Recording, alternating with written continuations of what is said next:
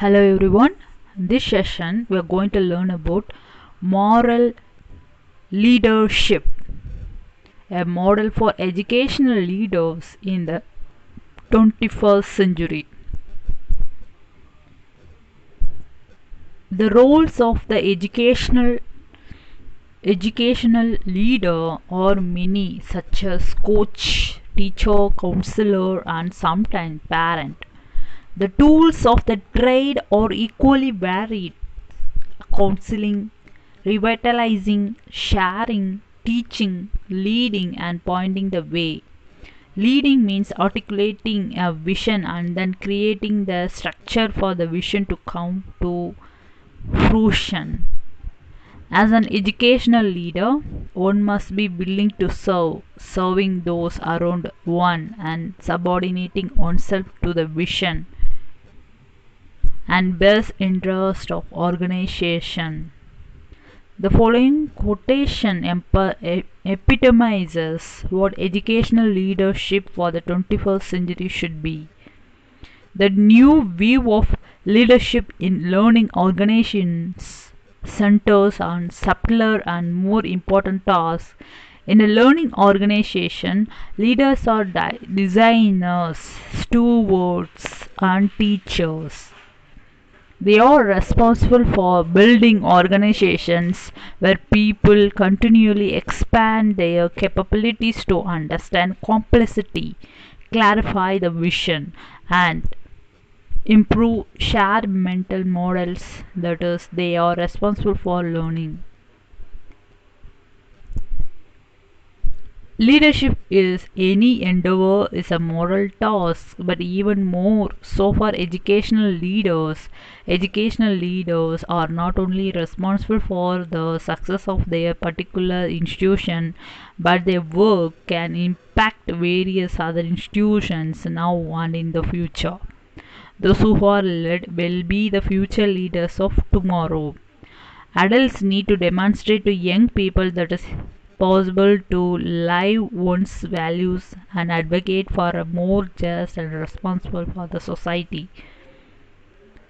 Educational leaders must be consistently vigilant about their actions as they speak volumes about the values that educational leader supports.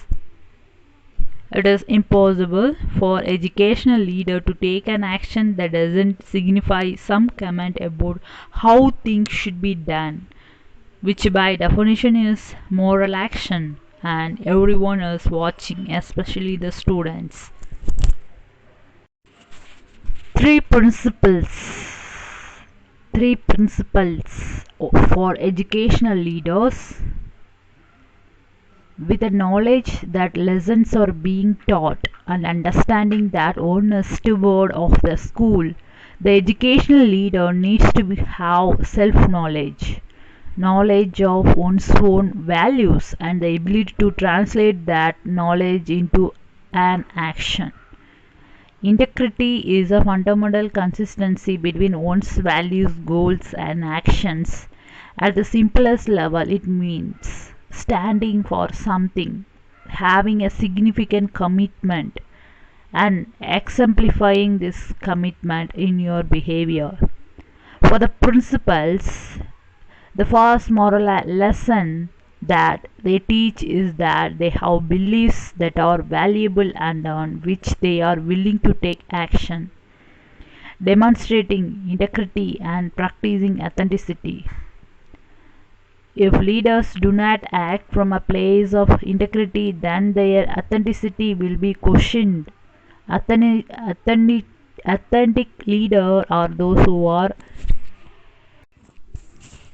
trusted, and they are trusted because they do what they say they will do, meet their commitments, keep their promises, are trustworthy. The first principle for educational leaders is authenticity. The second principle is balance between the ethics of justice and the ethics of care. Too often educational leaders align themselves with one to the exclusion of other when what is needed is a balance. More often than not, this focus on one rather than the other is unconscious decision. Therefore, the educational leader must make conscious choice acting with violation for to find the balance. The third and final principle for educational leaders is systems thinking. Since 2000 says the discipline of system thinking provides a different way of looking at problems and goals, not as isolated events but as a components of larger structures. A system is any perceived whole whose elements hang together because they continually affect each other.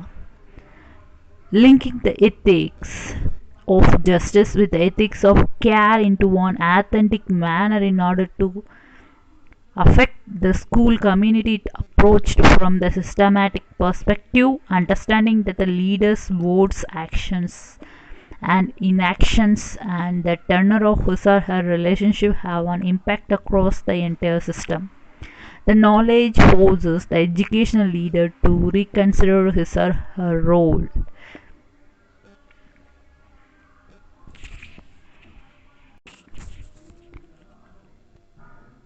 So, concise the whole, the keeping of the school rests with the institution's leadership.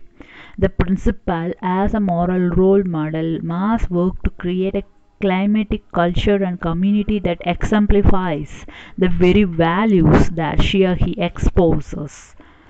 Through the use of three principles of moral leadership, authenticity, balance, and systematic thinking, the educational leader can successfully create the community. As he or she acts, so he instructs, guides, and leads. True leaders understand that their actions speak louder than words and that they must practice what they preach, for inevitably they shall reap what they sow. Although all of these goods are clinch, they serve as a map for the educational leader because of the powerful evidence of experience. Educational leaders will testify that the climate, culture, and community are direct reflection of leaders' leadership. The relationship the leaders creates, the structure that he or she supports, and decision that he or she makes will impact the entire school. Therefore, the leader must consciously or intentionally take the action that she or he believes are in the best interest of the students. And to assist young people in fully realizing their potential with understanding that they are connected to others through the web interrelationship of which they may not even be conscious but one that exists nonetheless. To do this should be the goal of every educational leader, especially those who understand that they are role models for the ethical and moral action. Thank you.